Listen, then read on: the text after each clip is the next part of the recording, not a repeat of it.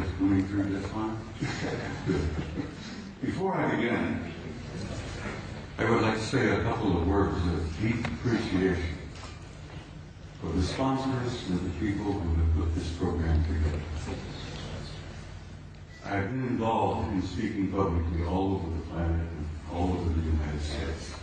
I've been at conferences here, I've been at conferences there, and I know how terribly difficult it can be to put a program like this together. And I have to say, I have tremendous respect and admiration for the people who've done this. Most of all, I respect their courage for dealing with a subject like this, where most of the elite leadership and the power groups of the world want this subject to go away. And these courageous young men who have put this together are brave, and they deserve my respect and your admiration. And I want to say I thank you because I know what you did.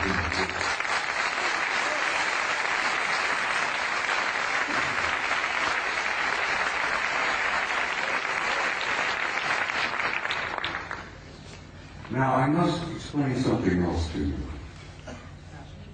I never read from a script. I don't have a prepared script to follow. I get up on a stage and I talk to people like yourselves and I kind of wing it. I have so much material and I have such a problem of keeping it under the allotted time that I've been given. I have come today prepared to speak to you for 3 hours. I only allowed 1 hour to get in there. So something's going to have to give. But bear with me, I'll do the damnedest job I can. And it's important that you see the photographs of the NASA pictures that I have brought with me. Now, my journey began 45 years ago. I began a journey that if I had known then what I know now, if I had known the pain, the anguish, the heartbreak that I was going to experience over these 45 years, I might not have started that journey at all. But here I am in Barcelona in 2009 with some of the most delightful people I have ever met. And looking back, I find that the journey was worth the effort. It was worth the pain, it was worth the heartbreak. And I'm delighted to be here. And I'm delighted to see all of you out there. And this is such an encouragement to me that people are beginning to demand the truth. They know they've been lied to from the very beginning. And they want to know. And I'm going to here this afternoon hopefully contribute one small measure to helping you understand and helping you know. Most of my adult life, or most of my first part of my adult life, I was a professional soldier. I was in the Army. I joined the Army in 1950 to avoid the draft. Ended up going to Officers Candidate School, and so help me God, while I was going to OCS at Fort Riley, Kansas, the North Koreans invaded South Korea, and the next thing I know, I'm on the front lines of Korea being shot at by a bunch of pissed-off Chinese and North Koreans who tried to kill me. And I had nothing against them. I didn't want to kill them. Here I am, 1951, leading combat troops in Korea in one of the bloodiest wars we've ever had. And the rest, I guess you could say, is history. I led combat troops in Korea in 1951. I spent 27 years on active duty, and I also was involved in the war in Southeast Asia in 1970. Where I was part of an organization that gathered intelligence in the jungles of Southeast Asia, South Vietnam, Laos, Cambodia. And let me tell you, some of those years were rather harrowing. The most harrowing experience I was to have was when I was assigned to Paris, France in 1963 to what we considered in those days a flesh assignment, a plum assignment. I was able to go to Paris, France, take my family with me, and my children went to high school in Paris. And as I said, it was a plum assignment. I had no idea what I was to find when I got there. When I arrived in the summer of 1963, I arrived with a top secret clearance. When I arrived at Supreme Headquarters Allied Powers in Europe, which was located at that time at a small town known as Roquencourt, right outside of Paris, my security clearance was upgraded to cosmic top secret, which was then and still is today the highest level of security classification that NATO has. I had to have a cosmic top secret clearance to work in SHOC, Supreme Headquarters Operations Center, the War Room. I was a senior master sergeant at the time, and when I was assigned in SHOC, I was given the job of maintaining the duty roster. We worked on a 24-hour basis, day after day after day. And I was given the job of running the duty rosters, and I worked in SHOC. And back in those days, let me tell you, the war rooms were somewhat primitive. You've seen pictures today, I'm sure, of the control centers of most major installations like SAC in Colorado Springs. Everything is electronic. Everything is demonstrated on the wall, extensions just like this beautiful stuff here. Back in those days, we had teletype, we had field telephones, and if we wanted something on the display, we had to go up and take a pin and put it on the wall and show the controllers where this division was, where that Soviet regiment was, and so on and so on. Very primitive. When I arrived in the summer of 1963, I heard rumors about a study that was underway. Now, it interested me because the study was about UFOs. And I was intrigued by that possibility. I was curious about UFOs. I had no idea then what they represented. But we used to discuss this in SHOC, in the war room. The study was underway. What was it about? What happened? Well, it appears that on the morning of the 2nd of February, 1961, World War III almost began. And it was involved in the flyover of large numbers of circular metallic craft, flying in formations, very obviously under intelligent control. And they would fly out of the Soviet sector in the Warsaw Pact toward the west, in formation, at a high rate of speed, at a very high altitude. And they would turn north over the English Channel, over the southern coast of England, and then they would disappear off of NATO radar over the Norwegian Sea. On that morning of 2nd February 1961, World War III almost began. The Soviets went on red alert. The NATO forces went on red alert. Everybody was, fingers on their triggers, thumbs poised above those red buttons. And World War III was just moments away. Within 20 minutes, it was all over. The objects flew, turned north, disappeared off radar. It was all over. After this event occurred, a British Air Marshal by the name of Sir Thomas Pike, who was a Deputy Supreme Allied Commander in Europe at that time. He was the deputy to my boss, General Lyman Wendlisser, an American four-star general who was known as SACEUR, Supreme Allied Commander in Europe. Air Marshal Pike says, "I've had enough of this. These objects have been showing up regularly from time to time. And as I said, they almost triggered a war. Air Marshal Pike said, we're going to have to come to terms and find out what the hell's going on here. I want to know. So he began a study. He initiated a study in Shape headquarters that was to last 3 years. They published it and they issued it in the summer of 1964 while I was there working in the war room. They titled it An Assessment, an evaluation of a possible military threat to Allied forces in Europe. So it had from a title, just couldn't learn very much about that. An assessment, an evaluation of a possible military threat to Allied forces in Europe.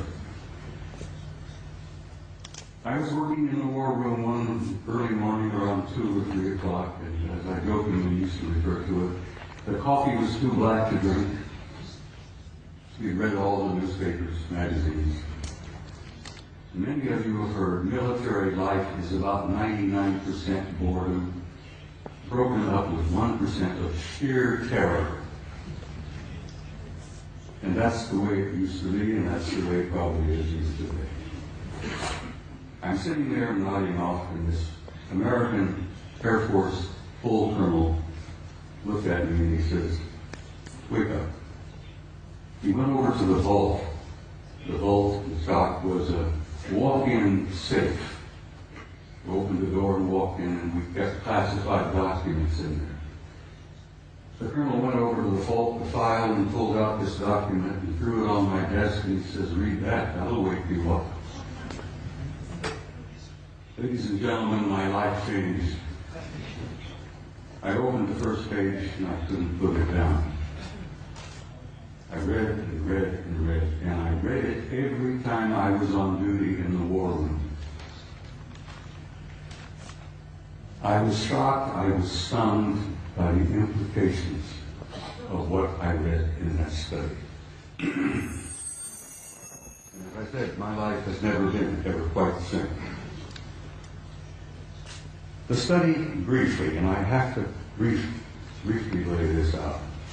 I could talk for 2 hours about this, but the study simply concluded this. Is there a threat to Allied forces in Europe? Apparently not.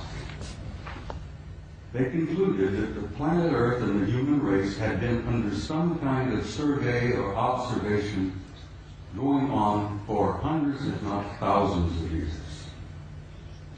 They concluded in 1964 that there were at least 4 different groups coming here, observing us, surveying us, analyzing us, closely watching us, what we were up to, what we were doing. They concluded that there did not appear to be a military threat involved because the repeated demonstrations of incredibly advanced technology demonstrated to us that if they had been hostile or malevolent, there was absolutely nothing we could do. If they were evil in their intent and they were hostile toward us, it would have been over a long time ago. So, the conclusion was there were 4 different groups involved. They had been coming here for a very, very long time. Apparently, they were not malevolent or hostile. The question was, what the hell are they doing here? Why are they here? And why are they interested in us? Well, they did not know in 1964 what their agenda or their motives were. And I will tell you honestly and frankly that even today, our authorities, our senior military, our national security people, still don't totally grasp what their motives are, what their agendas are. So this study in 1964 was simply a beginning for me.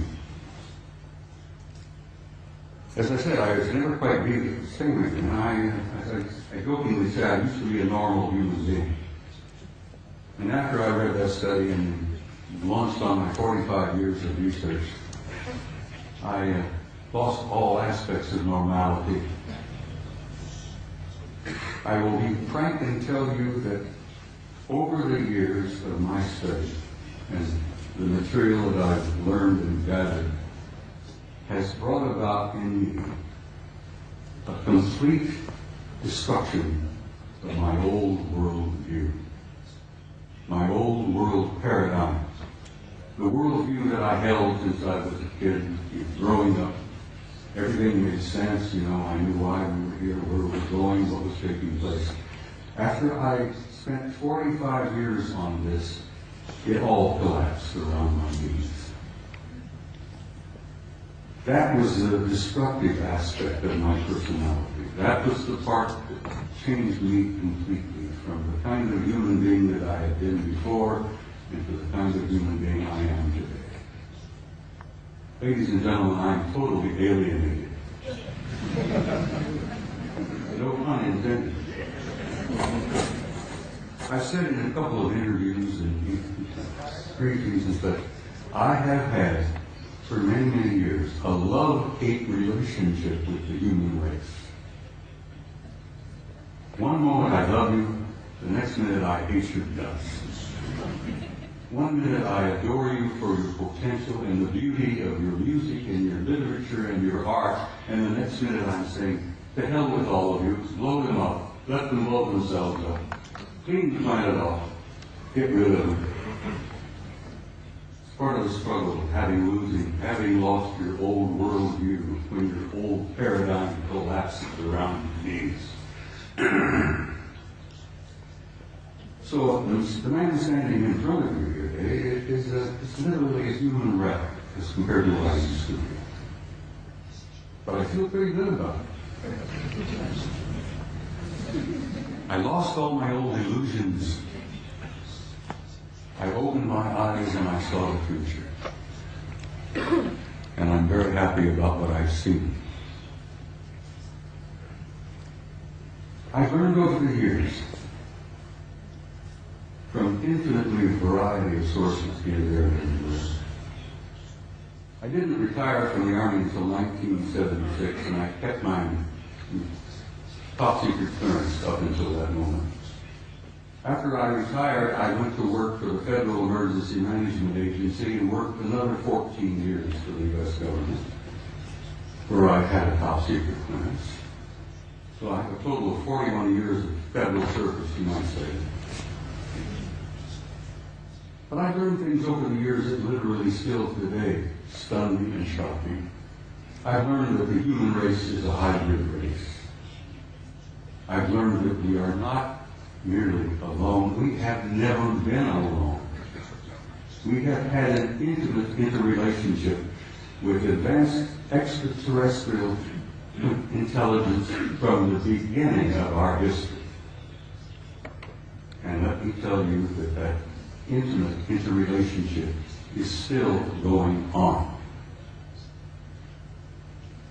There's one race in particular apparently re-engineered us as a species about 200,000 years ago.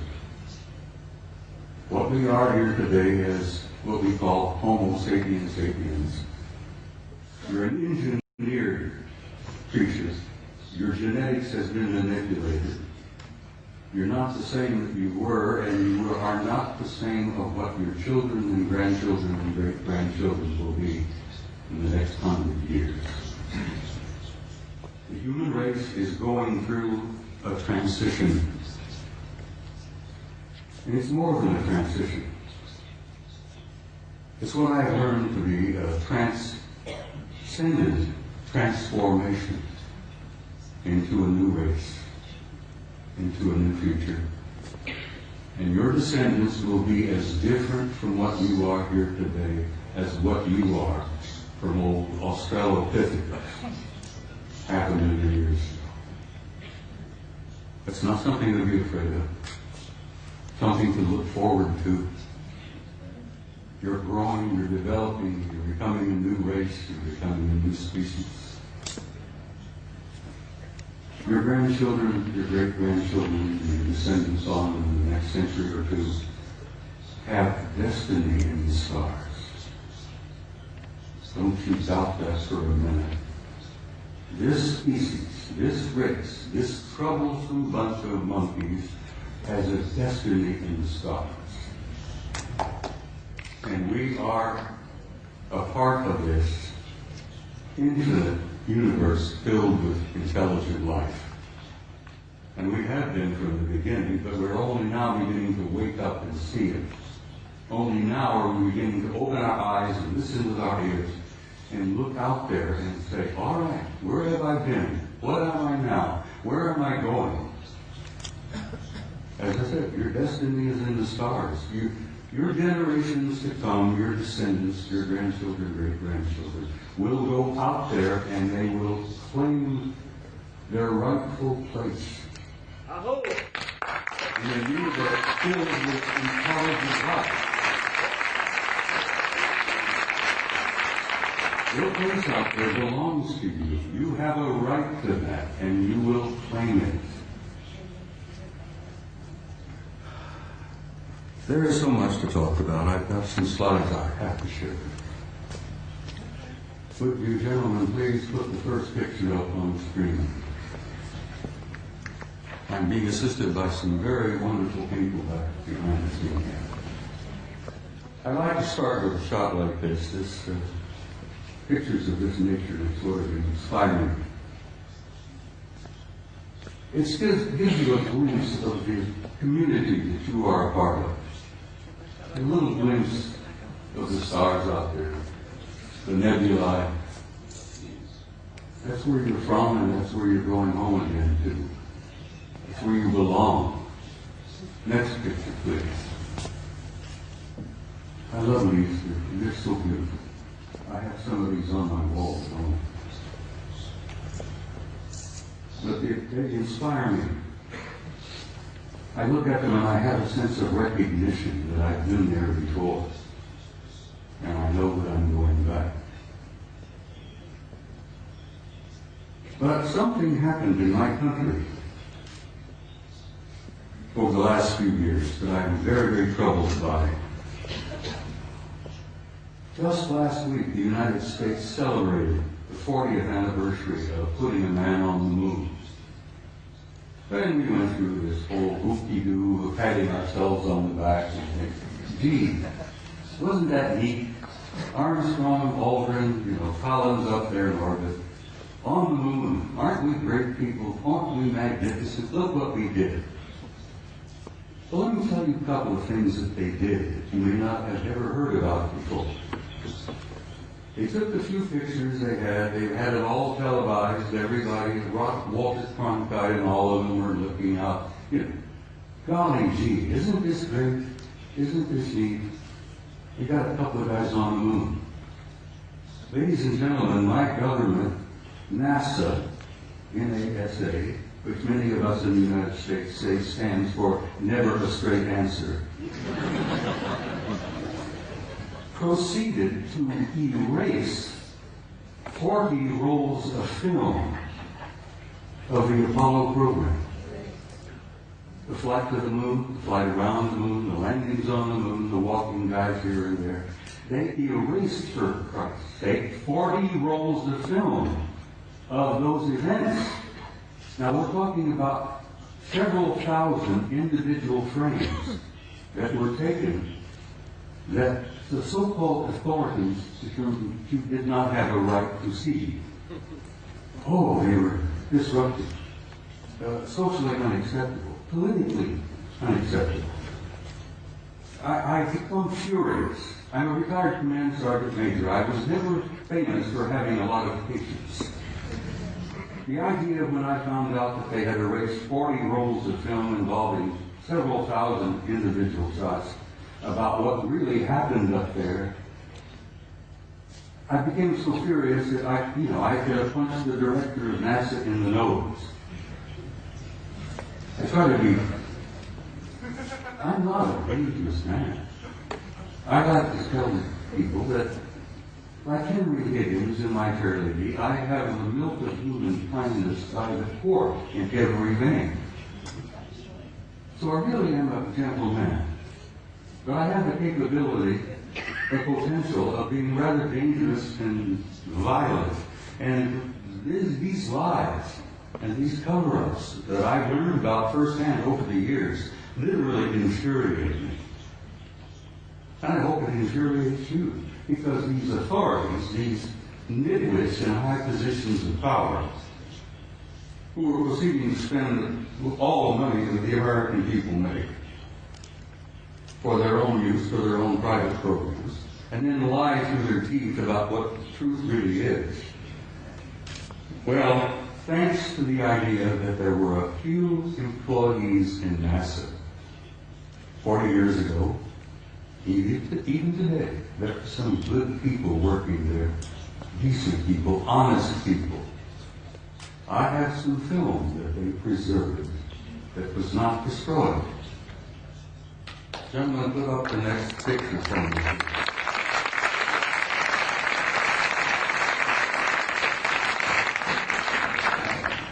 This is a NASA photo. This is Apollo 12. Apollo Systems 12, roll number 50, negative number 7348.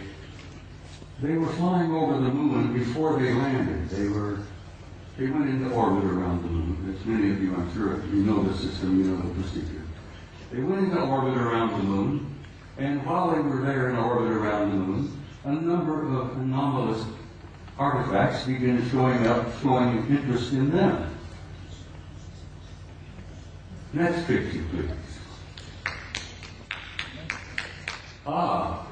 This picture was taken by Neil Armstrong while they're looking out of the window of their little craft.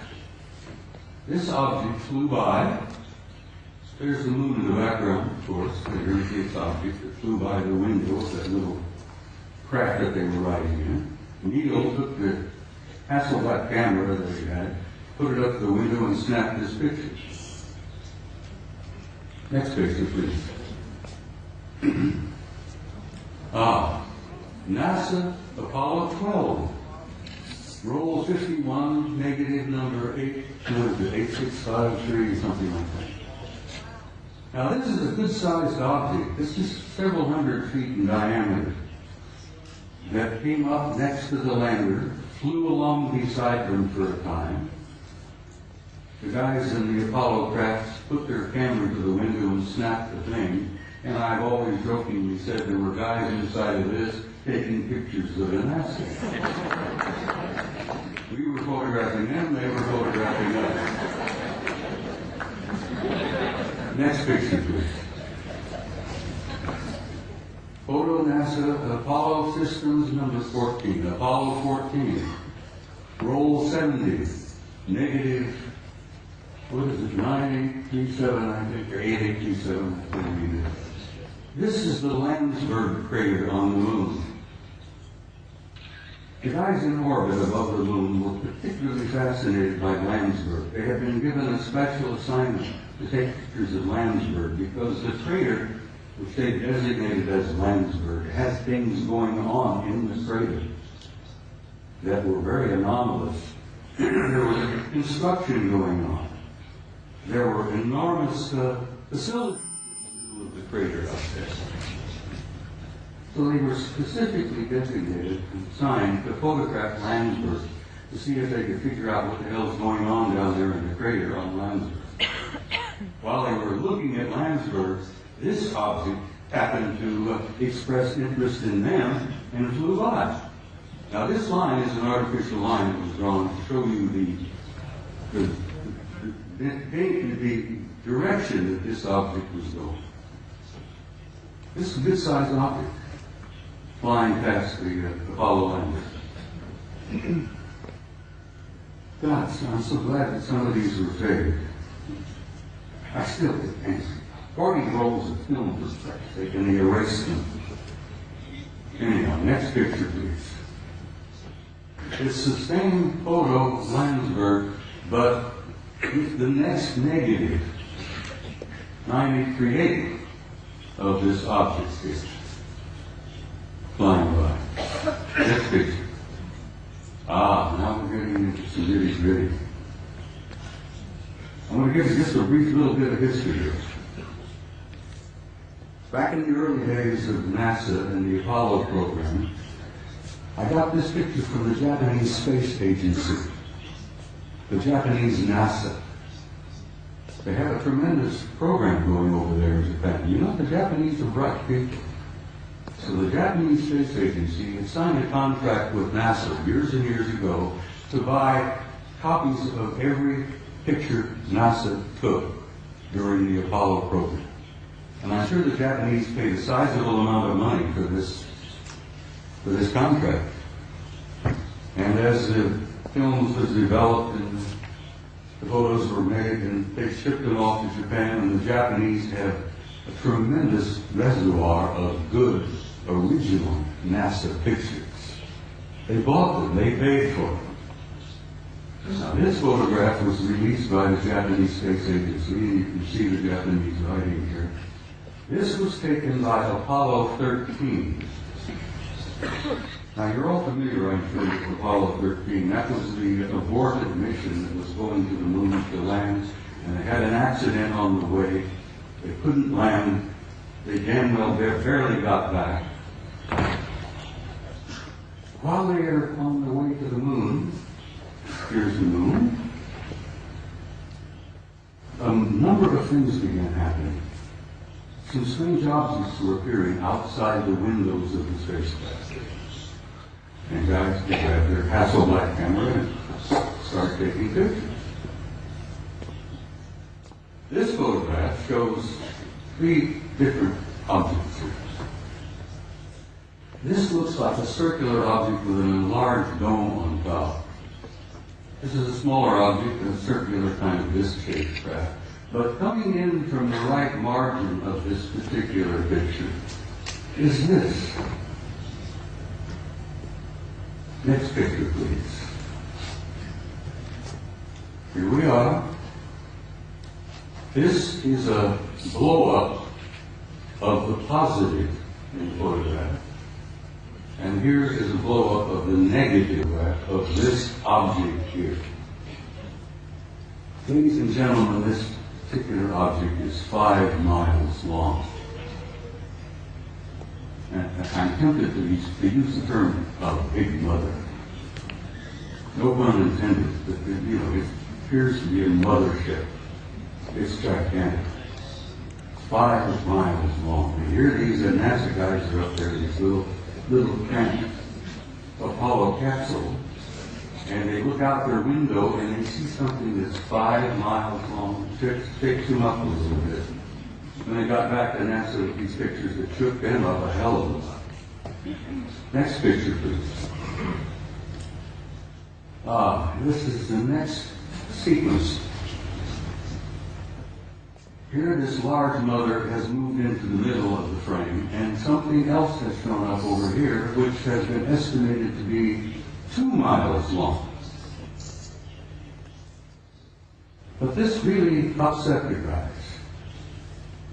I've never been able to find out which one of the 3 Apollo members of the Apollo 13 crew would admit to ever having taken these pictures. Because as you know, the Apollo astronauts were threatened with their lives. I kid you not, they were threatened seriously. They even threatened their families if they ever divulged any of the information that they knew. Next photo, please. Now, here we are. Here's the Big Mother. Here's the other one, 2 miles long. Here's a picture of the positive. This is the negative.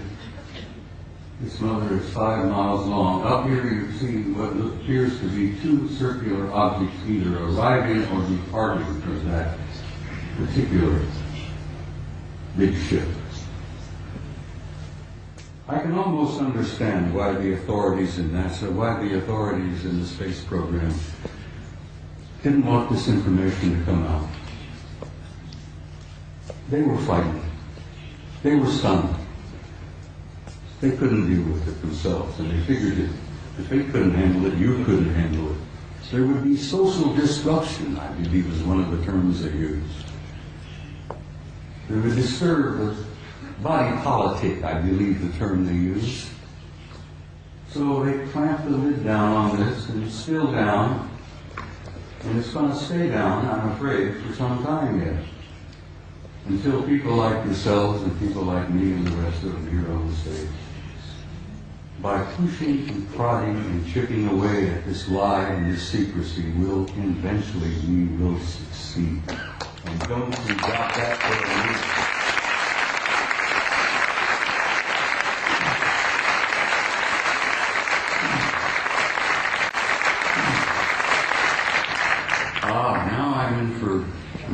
We're in for another photograph that I think will shock you some. In 1980, NASA, never a straight answer, launched the Voyager program to Saturn. They launched this little mechanical spaceship filled with cameras and film and so on. Wanted to go to Saturn because something had been going on in the rings of Saturn, around the moons of Saturn, that didn't make a lot of sense. Some anomalous events were taking place in Saturn, near Saturn, at Saturn. So they launched the Voyager in 1980.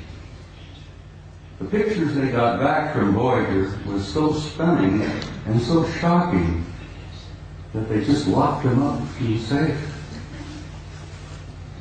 Fortunately, I met and developed a friendship with a retired NASA scientist by the name of Norman Bergman. Norman Bergman worked for NASA for about 30 years. He was a technician, a scientist on the Voyager program to Saturn in 1980. Norman decided, after waiting a number of years, for NASA and the authorities to be candid and honest and forthright and tell us what they really found up at Saturn. And Norman got so frustrated he wrote a book. Now, he couldn't get it published in the United States. No American publishing house would even touch it. Norman Bergman had to go to Scotland, for God's sake, to Aberdeen to get his book published. And he did publish it. He did succeed. He got his book. It's a piece of genius. It's a beautiful piece of work. And the things that they photographed near Saturn appeared in print for the first time. This is the A-ring of Saturn. And you're all familiar with what Saturn looks like. It's a beautiful planet. It's giant. It's a paper. But it's got rings all around. Well, this is the A-ring, and here is an object that is self-luminous, obviously artificial, larger than our moon, that seems to be moving all around throughout the rings of Saturn among the moons of Saturn. And Saturn's got a couple of dozen moons. This object here, as I said, larger than our moon, moving all around apparently under intelligent control in the rings of Saturn. Now, try for a moment, if you can, to imagine a kind of a technology that is capable of constructing something larger than our moon, that's artificial, that moves around wherever it wishes to go, that's probably got several thousand guys inside. That is shocking to some people. Next picture, please. This is the piece de resistance, I guess, as the French say. Here you have another self-luminous, artificially constructed object, circular in shape, larger than our moon, that is also moving here, there, and everywhere, throughout the rings of Saturn and among the moons of Saturn. You know, there's got to be intelligence at work. But this is the one that really blew the NASA people on the Voyager program out of the water. This object, this is an object, guys, is 2,000 miles long. It's 400 miles in diameter. And it's an artificially constructed, Norman calls them an electromagnetic vehicle. He says they appear to be making the rings. This is one of the rings of Saturn. I think this is the B ring. Bertrand says he thought they were probably making the rings. I said, Norman, you ever consider the possibility they may be mining the rings? Because I think the rings are probably rich in nutrients, minerals probably. And an incredibly advanced civilization, I think, would work out some system of mining those rings for all the minerals that are up there and utilizing them. Because space is filled with wealth, energies of all kinds. They never have to dig another hole in the ground like we do down here. Space is filled with energy. This is 2,000 miles long, and here on this end there seems to be something like an exhaust or a flare of energy of some kind. It's probably a result of engines of some type inside this thing. But whatever it's doing, it's there, and it's a recognition and a representation of an advanced intelligence. And that's one of the things they don't want you to know, that we are confronting and relating with an intelligence that's so far beyond our own. We're looking at and talking about what's known as a Type 2 civilization. Now, for your own interest, I suspect most of you suspect this, but you are all members of the 0-0 type civilization. Beyond us, hopefully in a century or two, we might become a Type 1. But this is a representation of a Type 2 civilization. And Michio Kaku, the famous Japanese-American physicist in New York, has put out this concept about Type 0, 1, 2, 3, and 4 of the kind of advanced cultures and civilizations we will probably meet out there. Well, in probably meet out there, we've already met them. They're here. They're in our midst. So, I think I brought about 15 or 20 of these pictures, but I simply had no time. I don't have the time to show them all. But I've shown a few here, and I think I've piqued your curiosity. And I think most of you are pretty bright people, and you know you've been conned. You know you've been lied to. You're not fools.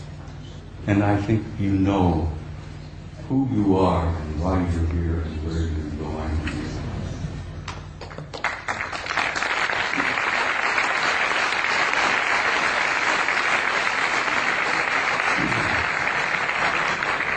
Next photograph, please. This is a photograph taken by our Mariner space vehicle that we launched back a number of years ago. This is a picture of a facility on the surface of Mars. Now, this facility is located on the equator, and it's on the surface. And those of us who studied it, and we discuss it with each other, call it the airport. And I said, this is the parking lot. This is the administration building here. This is the Navy terminal here. And I imagine it's a pretty busy facility, you know, ships coming and going. But it's not an airport, it's very likely a spaceport. It is on the surface and it's on the equator of Mars. And if you're ever interested in launching a vehicle from a planet, you put it on the equator and you take advantage of the rotation of the planet to assist in the launching of your vehicle. You can take the momentum of the movement of the planet and it helps you get the thing off the ground. So it's exactly on the equator, it's on the surface, and it's massive in size. So maybe that is the parking lot, I don't know. Maybe that's the admin building, but there's something going on Mars.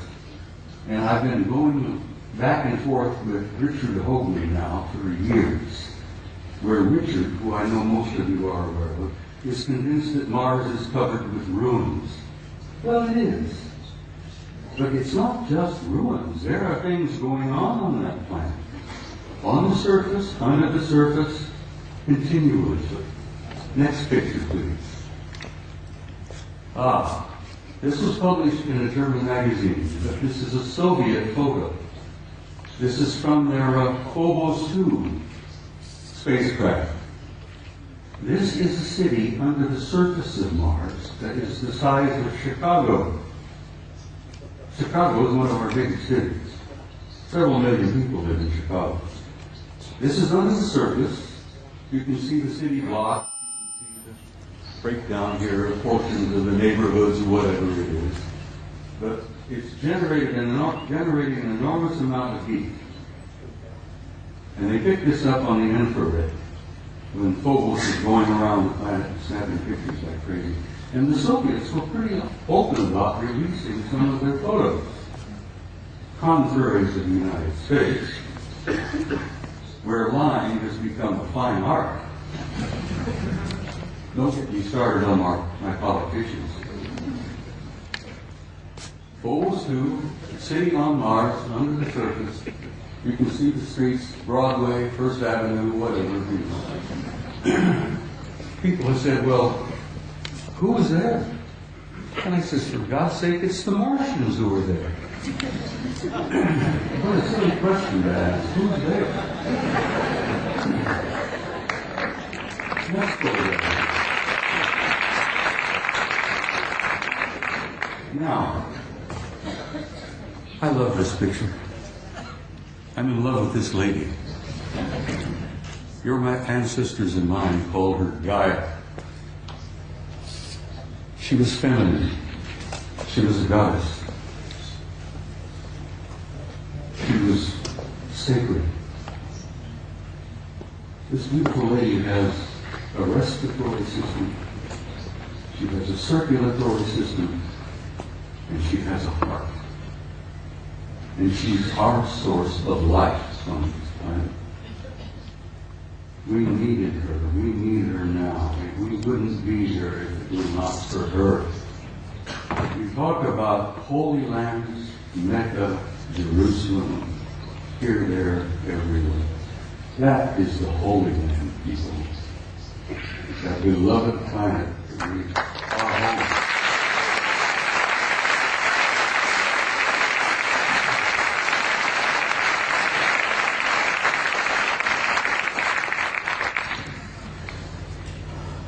Next picture, please.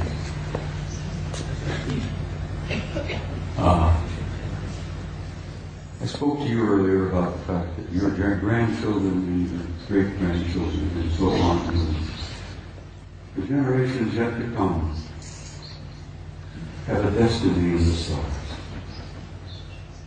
And in time, they will go out there and claim their rightful place in that infinite community of life.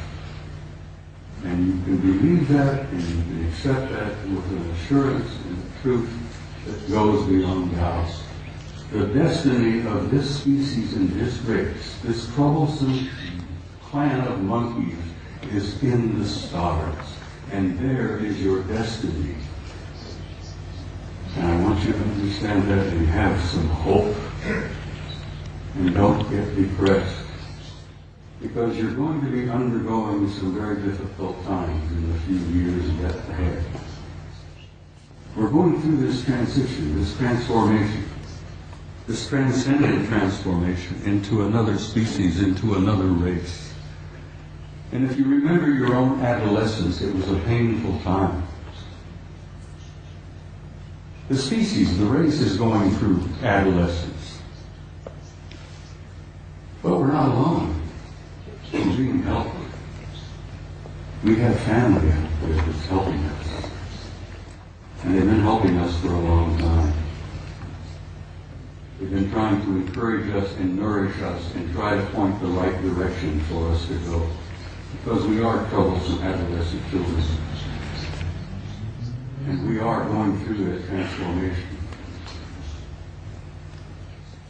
But my point is that there is no doubt about the inevitable destiny and truth of the human race. Now I want to quote something from you, if you'll bear with me here. One of my favorite authors, poets, was a man I've admired for years, Count Leo Tolstoy. Tolstoy said that there is something in the human spirit that will survive and will prevail. That will survive and prevail, and that there is a tiny and brilliant light burning brightly in the heart of man that will not go out no matter how dark the world becomes. And then in the years ahead, when things are difficult, the economic problems take place, there will still be disruptions, fear. Oh, sadly enough, I'm afraid there will still be blood in the streets, here, there, and everywhere. This coming out of adolescence is not an easy process. But then, what do you do when you reach beyond adolescence? You reach adulthood. You grow up. And we're growing up.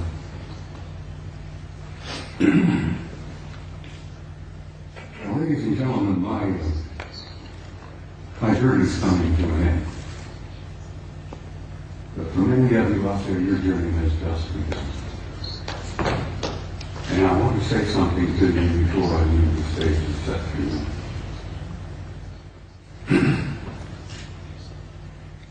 No matter how dark the world becomes, you have to be sure, as Tolstoy said, there is a spark, there is a flame burning in your heart that will never go out, no matter how dark the world becomes. And as my journey is coming to a close, and some of you, your journey is just beginning, I wanted to say to you, in a term that I think is absolutely appropriate, you Spaniards have got some beautiful terms in the words. Vaya con Dios.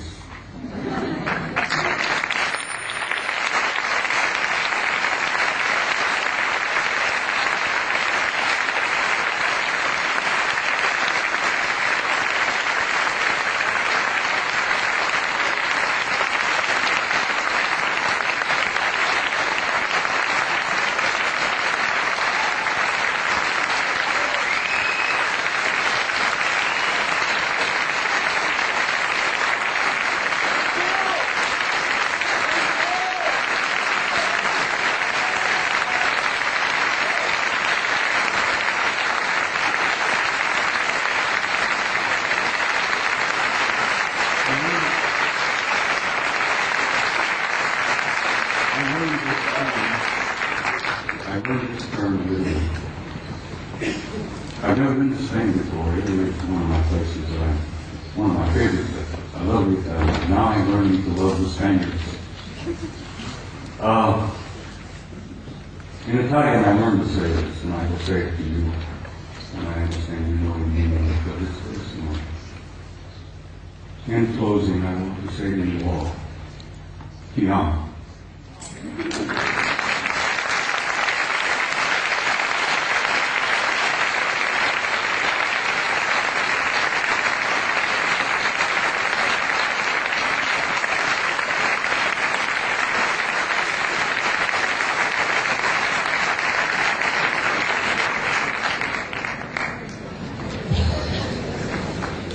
Bien, ha llegado el momento del descanso. Sí quería comentarles que justo... I'm Carrie Cassidy from Project Camelot. Oh. This is Henry Deacon. You need a microphone if you want to... Henry has something he wants to say to Bob.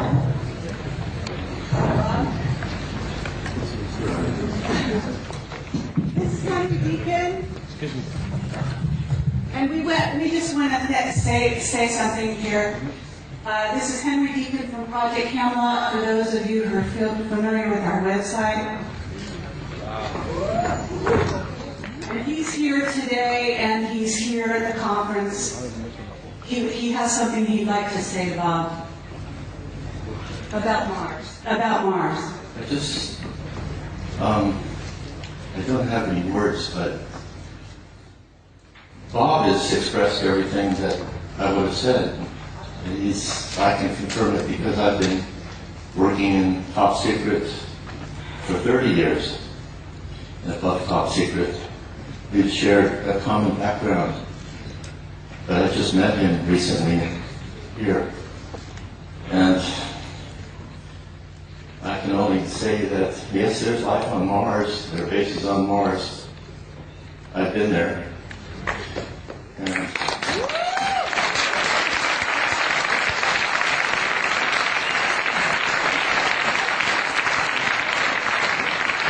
I didn't even get started on telling you some of the things I wanted to share this afternoon about who and what is on the moon and Mars that Henry tells. it's a long story, as he said. There's not enough time to put it all together. Except that it's a positive story. It's not one of fear. He showed a picture of the Mother Earth, and it's giving birth, and there's birth pangs, but there's a child that's being born. And just forget about the fear, because that's just a really temporary thing. There she is. So, a friend of mine, Angelica, who no one knows, UK, she calls this the Emerald Planet. And it's alive, yes, it's very much alive. We're a part of that life form, and it spreads, the life spreads throughout this whole galaxy. And the rest of our family is watching and waiting and helping quietly behind the scenes. And I've been fortunate enough to be able to meet family that don't just live here on Terra for a long, long time, even before I was in government work. So thank you.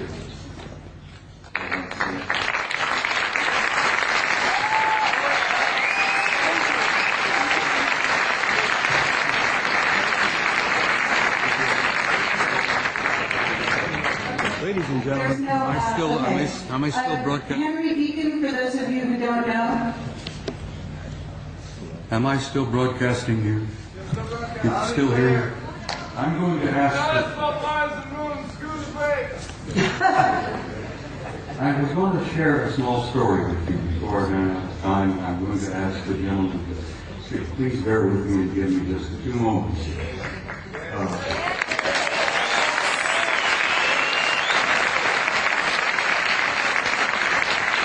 Let's just start over.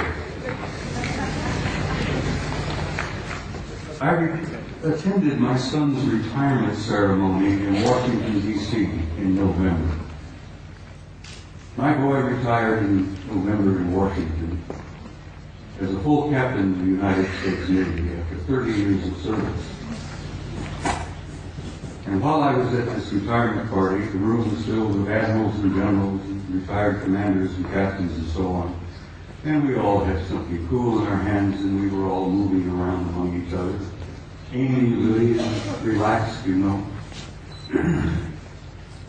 A retired Navy scientist, whose name must remain untold, came up to me, nudged me. He says, "I know you." I said, "Yes, I'm Eric's father." No, he said, "I know you. You're that notorious retired command sergeant major with the big mouth." And I said, "Yes, I go to that." He says, "I had to share something with you before the party was over." He said, "I retired several years ago." He said, "My last job was at a government laboratory in Nevada, a few miles from Las Vegas." He says, "I am a plasma fusion physicist.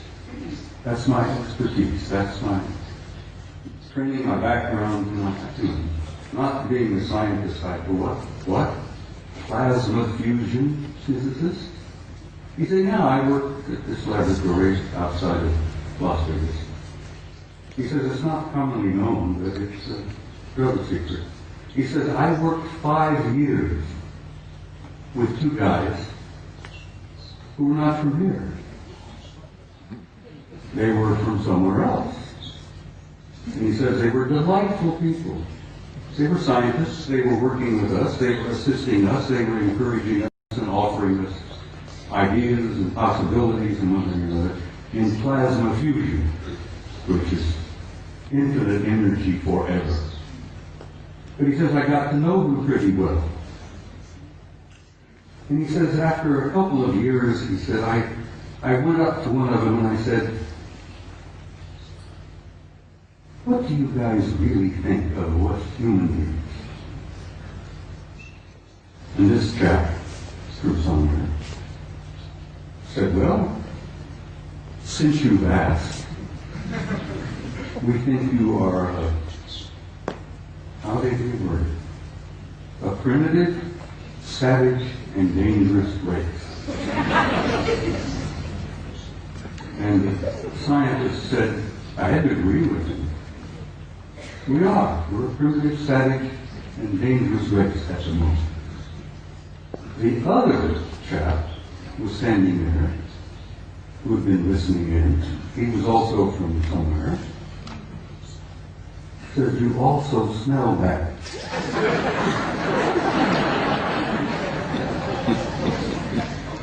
You humans stink. In nothing personal, mind you know, we find that you don't smell good. And the scientist said, my first thought was, I didn't spray under my arms this morning, but maybe. And they tried to explain that we humans have a psychic odor about us that they pick up and they find it terribly offensive. But it hit me in the eyes because when I was a boy growing up, my grandmother used to say, if we could only see ourselves as others see us, it would help so much to develop our integrity and our character and all that.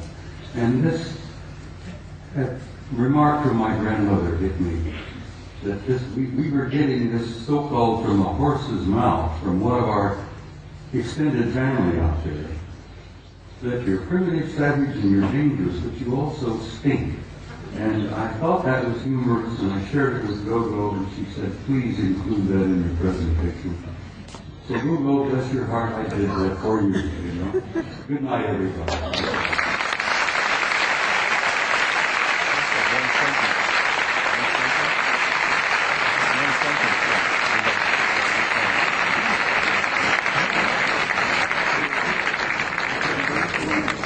One sentence. It relates directly to what Bob has said. If you want contact, raise your spirit high.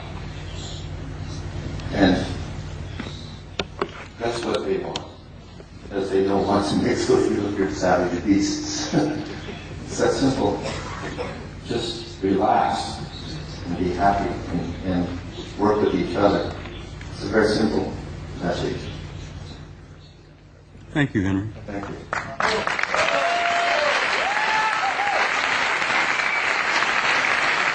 If you want to learn more about Henry Deacon, he is on our site. We have a lot of very long transcripts all about who he is, some of where he worked, and about Mars. We also have a video called Jump Room to Mars, in which David Wilcock and Bill Ryan and I discuss some of what he told us. And we're looking for maybe a 15-minute, maybe a half hour tomorrow when Henry Deacon can address you and maybe tell you some of the details. Thank you.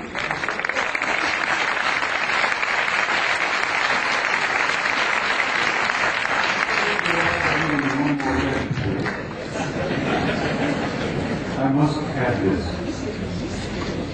I have traveled all over the planet and I've spoken at conferences all over the world and all over the United States. I have never been to a conference of this nature without there being at least one and generally two of the others in the audience. And I wanted you all to think about that and look around you and know that in your midst, I jokingly refer to it, you have good friends in high places and they're in your midst. And I learned over the years to recognize it. It's your family. Exactly. But like Ingo Swan, I've developed the intuitive ability to spot them and recognize them. And now I have them coming up to me in conferences, introducing themselves to me. And there are no limits, right? No limits. Life is infinite and forever. And God bless all of you. And I will say good night.